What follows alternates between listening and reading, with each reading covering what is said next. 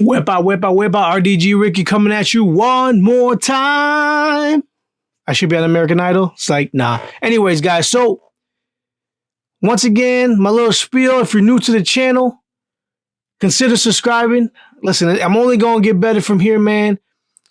Everything. I'm improving on everything. I'm working every day. And, you know, I love your guys' feedback. The ones that gave me feedback, continue, man. Positive, negative, whatever it is. This is going to help me help bring what you guys want to see. So, the topic of today's video, we're going to talk about my Boston Celtics. This is going to be my first video on basketball overall, other than the Kobe Bryant tribute I made back when the tragedy occurred. But I want to talk some basketball. The Boston Celtics.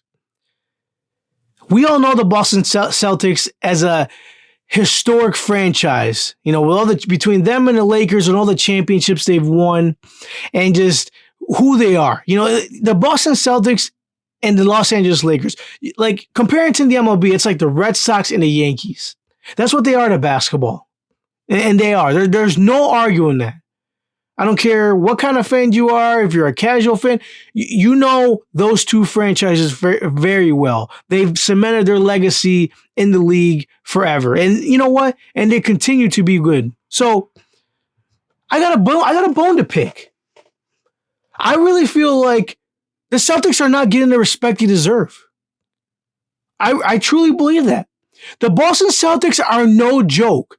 And I think they have proven this season, even though they've had some bumps in the road, I think they've proven this season their worth. Now, I understand they depend a lot on their starter to score. I get it. In years past, the Boston Celtics have been very deep between their starters and their bench. They've always been pretty deep. They're not as much this year. But there's a lot of things that have happened well in their favor that have propelled them to the next level, even without the likes of people like Kyrie Irving, which he was just an absolute cancer to the locker room. So Gordon Hayward, after he suffered that gruesome injury the first year he was a Boston after he signed that mega contract, he still leaves some to be desired on the court, I believe. I still don't think he is the guy that garners the money he's getting paid. But nonetheless, his contributions don't go unnoticed. He does well enough. Jaylen Brown. Jaylen Brown has always had the raw talent. You could see it. I feel like Jaylen Brown is starting to really put it together real solid. His defense has been great. I mean, he covers well. He's developing the three ball. He can take it to the cup. I'm not going to say at will, but he takes it pretty willingly.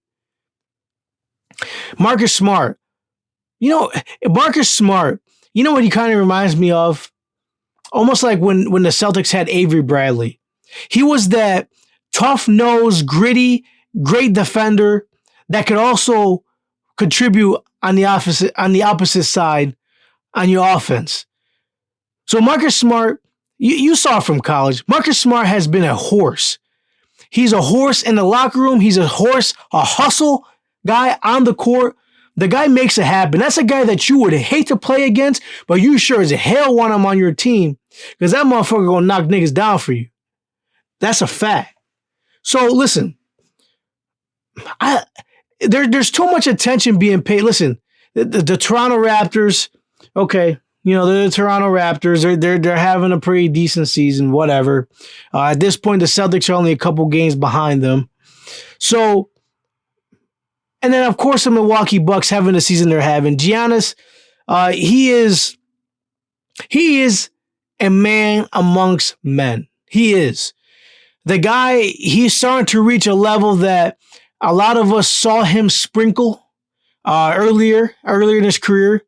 I think he's starting to take that team over. He is a team. He has been for a while, but I think he's definitely cementing and planting his flag on the Milwaukee Bucks and making them relevant. They're going to be relevant for a long time as long as they got Giannis and somewhat of a serviceable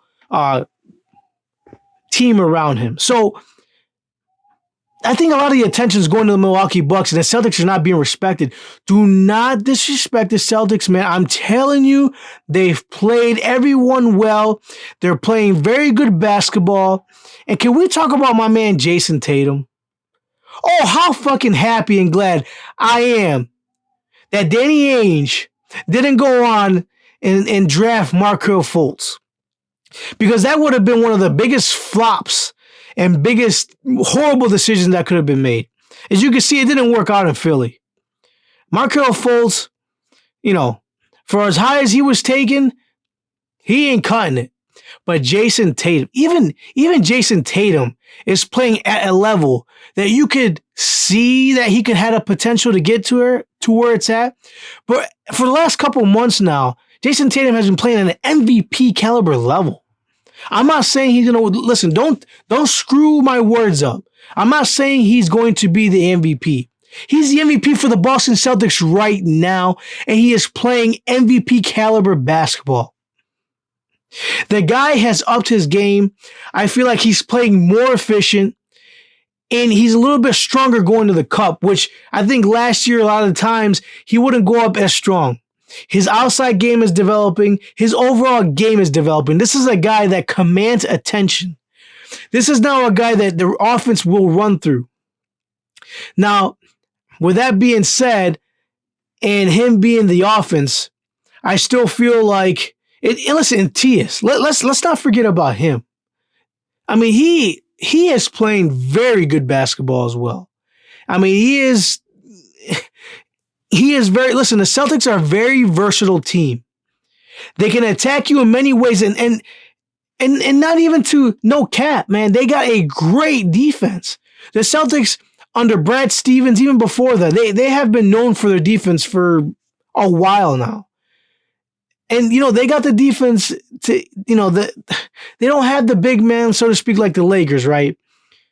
But they got a group of guys that are not afraid to go against your premier player and say, listen, you're going to beat me, but you're not going to beat me doing what you do well. You're going to beat me at the game I want you to beat me at. And that's what good teams do. They limit your strengths and expose your weaknesses. And the Boston Celtics are a team that can do that. Kemba Walker, he's been a great addition to the team. Absolute great. So listen, with that being said, at this point in the season right now, the Boston Celtics can go in and beat anybody in a series. I said it. I don't care who they're playing. I don't care if we're talking about, I don't care at what point in the playoffs we're talking about. It doesn't matter. They could beat the Lakers in a series. They could beat the Bucks, in my opinion, in a series. They can beat the 76ers in a series. They can beat the Heat in a series. They can beat anybody. They've got the talent. They've got the skill. They've got, best of all, they got the Bill Belichick of the NBA, and that is Brad Stevens. He is. He is the best coach in the NBA, and I think it's hands down. The guy he is great. He's a great coach, great leader. I mean, if there was a coach I could pick to start my franchise with and to ensure that they're going to be in good hands, Brad Stevens is the man for that. He sure as hell is. So I'm telling y'all, stop sleeping on the Boston Celtics. The Boston Celtics have the potential to make another deep postseason run. Bet on it, y'all. I'm telling y'all, don't sleep on my dudes. I'm telling you. Guys, thanks for watching. To the next one.